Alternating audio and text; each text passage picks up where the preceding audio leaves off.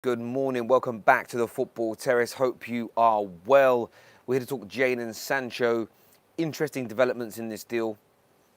We've said for a while here on this platform that about a week ago we said the next sort of 10 to or so days is going to be very interesting in this deal.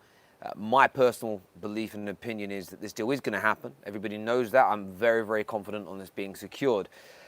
There are some reported breakthroughs that I want to go through, but it's important to remember that this deal in itself will not be concluded until the end of the Premier League season. And that's only going to happen, it's only going to be concluded at the end of the Premier League season if Man United make Champions League football, and I'll explain that to you in a few moments. Before we go any further, please hit the like button, please hit the share button, please hit the retweet button as well. Really important to us as a channel that you get that done for us. It really, really is. If you're a subscriber, great.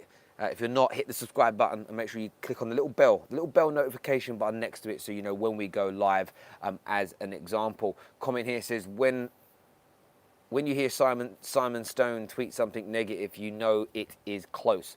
Well, that's part and parcel of this. It's understanding what Simon Stone is. He is a credible journalist, but he's also the guy that just likes to play things down in the media. I think he does a lot of that on behalf of Manchester United, and it makes me very, very confident indeed. But let's just break this deal down and go back to the very, very beginning in relation to Jadon Sancho, or in terms of this story picking up. In December, we tweeted saying that this deal was on, and that was all predicated and came from a conversation that I had with a few old colleagues of mine that work in the football industry. Now, they weren't heavily involved in this deal. They just simply said what they've been told is that Jadon Sancho is happy and willing to move to Manchester United. He likes what he's hearing about the club, the internal developments, what Ollie is developing there. That was kind of it. Then what we know is in and around the sort of March time, this is all confirmed by Fabrizio Romano, is that Man United were head over heels in love with Jadon Sancho. They wanted to bring him to the club, and he was very willing. Through an intermediary, they discussed what personal terms would look like, salaries, bonuses, shirt number, squad status. All of that was very, very acceptable to Jadon Sancho. And of course, they delivered the internal plans. What would playing for Manchester United look like, as an example? Between March and the last couple of weeks, nothing has changed. So I know this channel has done lots of videos where we've said, deal close, there's a problem, there's a snag. We told you we would be doing them, and that was to report on all the nonsense in between that point. Because Dortmund didn't want to negotiate anything while they were still in the title race. That's first and foremost. When that ended, some small negotiations have begun, but nothing formal for a while. And the main reason for that has been revealed to us in the last few days, and it makes a lot of sense. Man United need to qualify for the Champions League. Not because Jadon Sancho, and this is where people like to twist things, it isn't about Sancho picking us. He will come whether it's being in or out of the Champions League.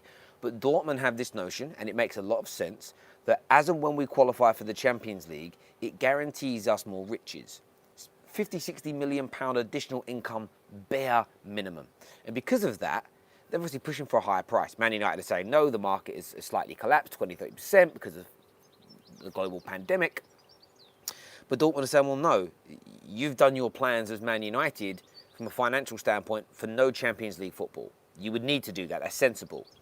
So we're going to hang on for more money because we think you're going to maybe make the Champions League, and that means you're going to have more cash, and then we're going to demand more money. You have more in the bank. It's what Liverpool are doing a brilliance at the minute. They're convincing the world they're broke so they can try and drive down the price of players. It's great and sensible business. Man United are doing their best. But they have a problem, Man United, that if they qualify for the Champions League, that wasn't seen as doable in January when they first started making the soundings towards Jadon Sancho, or December when they first made the soundings towards Jadon Sancho. No one in December thought United were going to make the Champions League. So it puts them in a difficult situation. I've said all along, and I stand by this, they want 130, we wanted to pay about 80. There will be a happy medium. The fee will be between 95 and 100 million pounds, 110%. That is what's going to happen in that space. So this deal is closer than it has ever been, but we still have to wait and see about Champions League qualification. Because what Dortmund will then do, if we don't make it, is they will wait until after the Europa League, which will again be another 2 or 3 weeks of this hanging on. In the meantime, you will see lots of the sort of nonsense And we report on them because we want to keep telling you what we believe is right and wrong, and more importantly, give you a voice to say this doesn't make sense, or this is a good point made by this journalist, what do you think? This forum isn't about breaking news to you in the sense of we've just found this out from a source. What we do is we break the news to you that the journalist is telling us, primarily most of the time, and we discuss it. We're a forum that gives you a voice. That's the whole point of this. But what you'll see, if United don't make the Champions League, this will drag on, and it will just be, there'll be no real movement while the Europa League is going on. And at the end of the Europa League campaign for Man United, then the serious business will start. However, if by next Sunday we make Champions League football, I think you'll see a conclusion in a couple of week period. Real negotiations will begin, solid negotiations will begin, and then we'll move forward from there. And I think I wanted to give you that roundup because essentially, listen, we can take all the barrage of hate and negative comments from people that dislike this channel or dislike me, whatever it may be. If you've watched my videos, you know that my view on Jadon Sancho has not changed once. You know, whenever I told you all that, there's a snag, there's a boost, there's a snag, there's a boost. Champions League football's needed. No, it's not. Every time that's done, we've done videos on these things, but it's more just been a case of try and reassure people that nothing has changed. United are still leading the race. The only team in the Premier League that can stop us getting Sancho is Liverpool. They haven't come in for him. So we are moving in the right direction. Do me a favour, everyone. Please hit that like button. Please hit that share button as well. Elite KJ says, you really rate James that highly. He is a player that can get better, but he can only play against teams we counter-attack against next season. How many teams will that be? I suppose, do you know what I'd say, Elite, to that and maybe not addressing me with that, but I'll answer it. It's a good point. I think we'll get the chance to counter-attack more next season because I think, and we've seen that in these games since lockdown, because we're scoring and we're winning against most teams, it gives us opportunities to counter-attack because once you go 1-2-0 up, no matter who you're playing, they have to attack you more. So there, Terry, dive in. Bro, I told you yesterday, I'll jump in if someone donates £100. Other than that, I ain't getting wet. And I'll do it in the clothes. I'll do it for you guys. There we are. But we're going to be giving a lot of footage from here today because I've got the boys coming over. We've got a new look watch along this evening for the FA Cup game. So please make sure you are all tuning in for our Arsenal watch along. It's going to heavily feature 2 Arsenal fans. It's going to be passionate. It's going to be emotional. It's going to be brilliant. Let's delve into some of the super chats here. Who has put a super chat? There's Stephen says, thank you for all your support and help, Terry. I've made over 220 subs on my channel when it was 160 last week. Many thanks. Big up the Football Terrace. You listen, everyone go back and check that super chat. Go subscribe to Stephen's channel right now. He's raising awareness for childhood liver disease. Go follow him. When he sees videos, please share them. It's really important that we do that for each other. I think that's probably my one bugbear with the Football Terrace community. We don't share each other's content and tweets enough. I always look at it and think, you guys have all got social media. We've got thousands of subscribers. All of you should have thousands of followers on social media. Follow each other, support each other, banter each other, rip into each other, have a laugh, but grow the community. And it isn't just about my socials, it's everybody's. Yeah, so go help Stephen out on his channel over there, please. It means a great deal to us, it really does. Terry, Zayn will pay you £300, Terry, to jump in just his underwear. Listen, it would cost 500 quid for me to wear my underwear on camera live on the internet and jump in a swimming pool. It'd cost me that. I'll set a price on it. There you go, I'm selling myself now. Let's do some of these comments here. He goes, I get what you're saying, but our team plays a certain way and Sancho suits it. 100%, bro. And listen, with Dan James next season will have a role in the squad that I think he was purchased for. To come on, last 20 minutes of the games, start. You know, he can start against the smaller teams at home, maybe even the smaller teams away at times, when we need to rotate. He can start League Cup games, FA Cup games, even some Champions League games. You know, if you get a little bit of a, someone's actually done it, haven't they? Oh, geez, someone's actually donated it. No.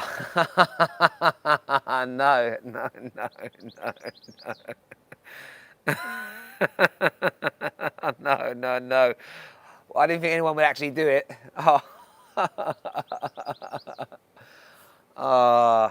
Jesus. Jesus.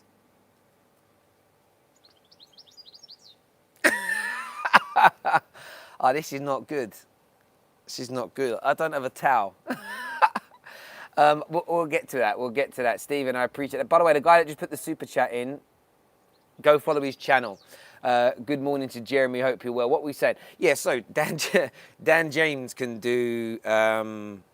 Dan James can do games against the smaller teams in the Premier League, FA Cup, Carabao Cup. If you get a few small teams in your group in the Champions League, he's great for that. And then coming on against teams, especially the big boys. I'm really excited to see Dan James next season, you know, against the top six who will attack us at times. So I think there's a definite place in the squad for him. And I think football fans need to get back into this, notion of understanding that football isn't just about the first 11. You know, I've had this belief for a long time. I think you have a group of 12, 13, maybe 14 players that are your mainstays that play the majority of your games in minutes, as an example. But then it is about having the best squad. And people will say, what's your strongest team? And I think you can have a strongest team, but it really does depend who you're playing and what and why. When you build a good squad, it becomes almost okay, well, maybe when we look at the top six, maybe when we play Liverpool, Chelsea, City, this is our strongest team. For instance, Dan James against Man City and Liverpool, be happy for him to start those games. I wouldn't feel any kind of panic about it at all, because they're going to attack and leave room for us to counter-attack into. So, yeah, that's what I would do. You guys are serious. I'm not stalling. It's 100% a green screen. This is not good. I need to go get a towel, though, because I can't walk back into my house soaking wet. Give me a second. I will be back with you all. Steve, you done me good, bro. You done me good.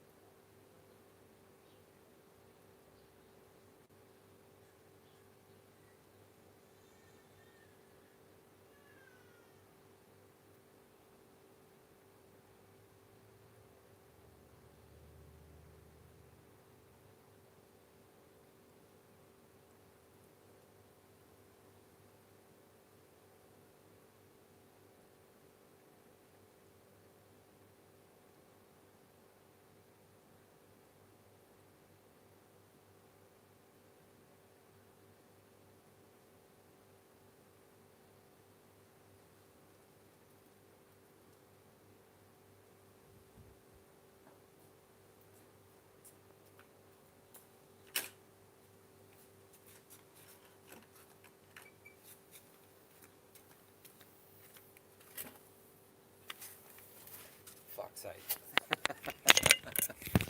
Alright, who's tuning in here? I don't really want to do it, but I'm going to have to, aren't I? There we go. I'm back. I'm not doing a dab on the internet. That's so done. Anyway, I will do it, but let's keep talking football for now. Let's keep chatting football. Do a cannonball. Belly foot. I'm not going to... Come on, now we're getting into requests, see. You have to, if you want me to do something, you've got to pay. No, I'm not saying you've got to pay me. No one's got to pay me. I'm only messing. I appreciate the donation. I ain't doing a backflip. I'll crack my head open. No way, another fake clickbait. That's all right, Josh. It's not a fake clickbait. It can't be a fake clickbait because we don't profess to. We're not the news, bro. We are a community of good people that want to talk about what the journalists are telling us. And if you think what the journalists are saying is wrong, we're more than happy for you to endorse that message. We give you the platform to say that. On our phone-in shows, you can come on and say that. But the Football Terrace isn't proclaiming these stories are true or not. We give you our opinions. Well, we give an opinion when we think they're true or not. But you have the same right and the same voice I do. Only do it if you can swim. Oh, no, I can swim. This spam jump. You guys aren't going to stop until I jump in. All right, cool. I'll go do it now for you. I'll do it.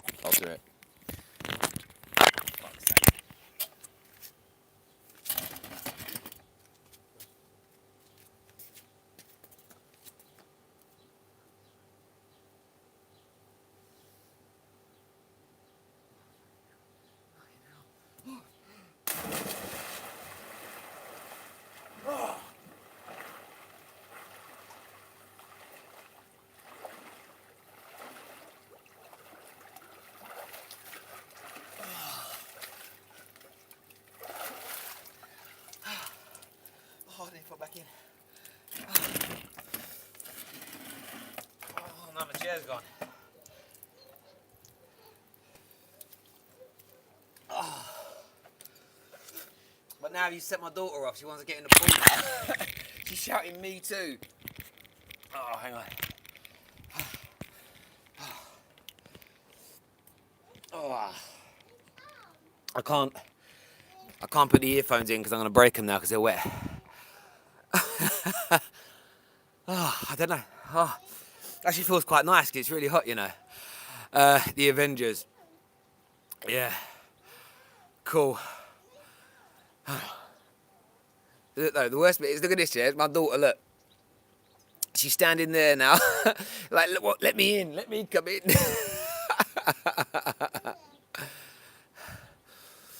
Oh, there we go. I'm not really a madman, it's only a t-shirt, it's fine. There we go. Some more super chats here. One from James says, that's a view right there. Appreciate that. Stephen again says, the donation. Yeah, absolutely. Absolutely, Steve. Thank you, bro. Take her in the street. Yeah, I can't let her come in this side, though, because I'm on the streams. I can't watch her and do this at the same time. And you don't let kids, even if you're here near a pool, unless you watch them 110%. Oh, bit cold now. Bit cold, but there we go. You missed it, Billy T. Do you know what? Billy T, you remembers that. I'll do it one last time. But it's going to wind my daughter up. I actually feel like it's a little bit of a swim now. Let me take these out. Hang on. If I take that, can you guys hear me still? If I take the earphones out. You guys hear me? Her name is Freya. Can you guys hear me good? Let me know. Cool. I'll do it one last time for you. Daddy, jump in. Daddy, jump in. Daddy, jump in. Oh, very wet. Oh, hang on. No one can see. Daddy, jump in. Daddy, jump. You can say, oh, that wind is cold. You can say, ready, steady, go. Ready, steady, go. Say, ready, steady, go. Ready, steady, go. Oh.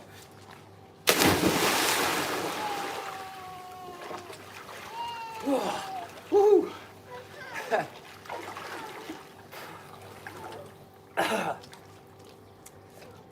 See, this is where if I had a production team, I'd get someone to end it and say, bye, but I'll get out now. Oh, I just winded myself. Oh, right. I think that's me done. Oh, there's a big wasp in here. That's nice.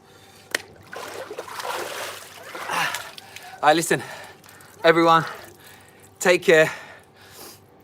Goodbye, God bless, and I'll see you all soon. Bye-bye.